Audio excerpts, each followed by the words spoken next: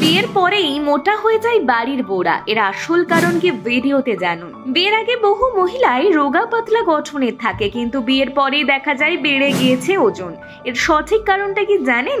শুধুই কি সহবাস, নাকি এর পেছনে রয়েছে অন্য কোনো কারণ? বিয়ের আগে বহু মহিলাই রোগা পাতলা গঠনের থাকে, কিন্তু বিয়ের পরেই দেখা যায় বেড়ে গিয়েছে ওজন। এর কারণটা কি তা কি জানেন?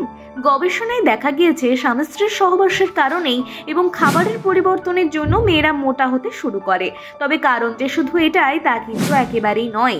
বিশেষজ্ঞদের কথায় বিয়ের পর বেশিরভাগ মহিলার জীবনযাপনে পরিবর্তন হয়, আর সেই কারণেই এই শারীরিক পরিবর্তনও দেখা যায়। বিয়ের আগে বহু মহিলায় কড়া ডায়েটের মধ্যে থাকেন, কিন্তু বিয়ের পর অন্য পরিবেশে গিয়ে সেই অভ্যাসে ঘাটতি পড়ে। শরীরের প্রতি যত্ন নেওয়া কম হলেই জমতে থাকে মেদ। তাছাড়াও জীবন সঙ্গের সঙ্গে তাল মেলাতে গিয়ে খাদ্যাভ্যাসে পরিবর্তন দেখা যায়, ফলে ওজনও বাড়তে থাকে। খাওয়ার রুচি বদলের কারণে শরীরে বাড়ে মেদ। এছাড়াও বিয়ের 2 থেকে 4 বছরের মধ্যে সন্তান নেওয়ার পরিকল্পনা করেন অনেক ভারতীয় নবদম্পতিরা। ফলে বিয়ের পর যে হারে মেদ জমতে শুরু করে, সন্তান সম্ভবা হওয়ার সঙ্গে সঙ্গে সেই মেদ কিছুটা চিরস্থায়ী হয়েই জমা থাকে শরীরে।